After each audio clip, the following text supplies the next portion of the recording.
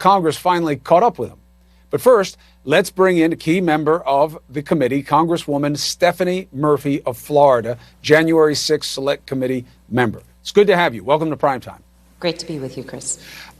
First, the idea of voting for Bannon to be held in contempt. Was it a close call for you?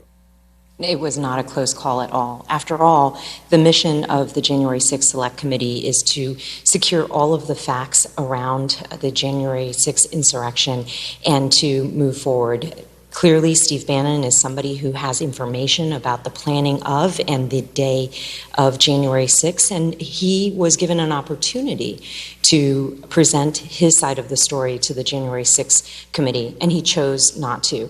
And so we are moving forward as we intended to, which is that this committee means business, and nobody is above the law. So we are going to use criminal contempt to respond to his lack of willingness to work with us. Quick step of conjecture on Bannon, then I want to ask you about what Vice Chair Cheney said. Why do you think Bannon doesn't just come on and plead the Fifth?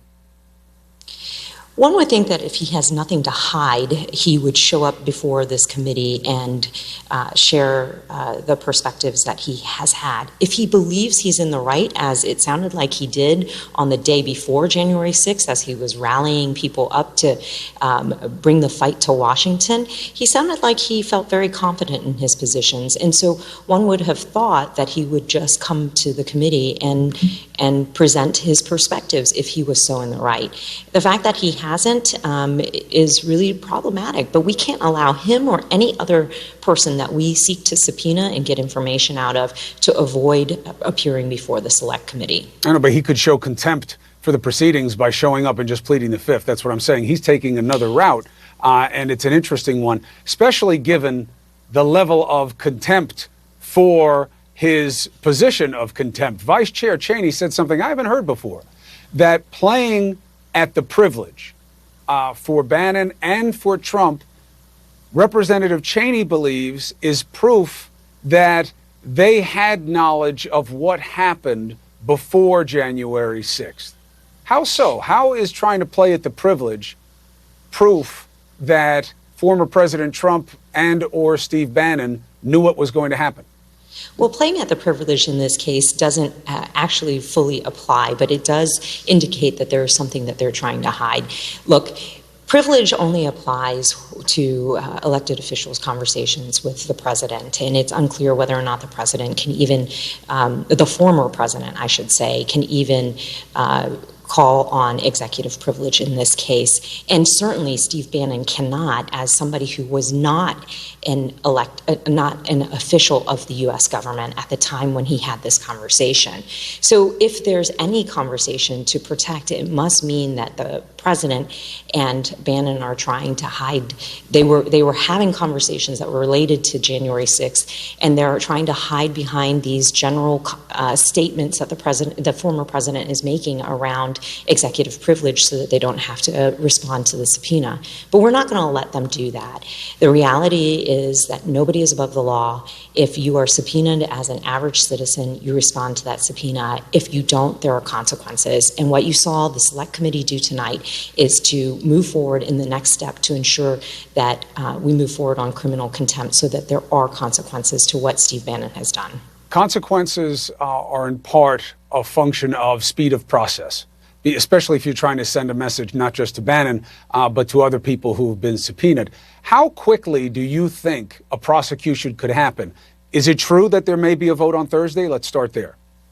I believe that there will be a vote on Thursday. At least there will be a vote by the end of this week. The House will act on this and then refer it to the Department of Justice. I can't speak for the Department of Justice, but I believe this Department of Justice shares our values that nobody is above the law and that they are there to evaluate the facts, the circumstances, the legislation, and the Constitution, and to act accordingly.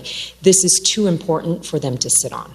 Is there any indication that the move on Bannon by the committee has registered with Meadows or Scavino, et cetera? To be clear, of the 11 people that we have subpoenaed, Bannon is the only one who's taken this unusual step to defy the subpoena. The others are engaging with the Select Committee in different ways and have not yet tripped the wire, so to speak. What does engaging mean? Just so we understand. They are working with the committee. Are they offering documents or like what? What does that mean? Documents. Some are coming in to do interviews. We are working with them to shape the context of the information that they are giving to the Select Committee. So really, Bannon stands alone at this moment of defying the subpoenas. What do you make of the argument that the reason to push back against these subpoenas is that they have no legitimate legislative purpose? We have legitimate legislative purpose based on the House resolution that was passed that gives the Select Committee its scope of work as well as the objectives that we are out to secure. We are trying to lay out a set of facts around the run-up to and the day of January 6th so that we can prevent this from ever happening again.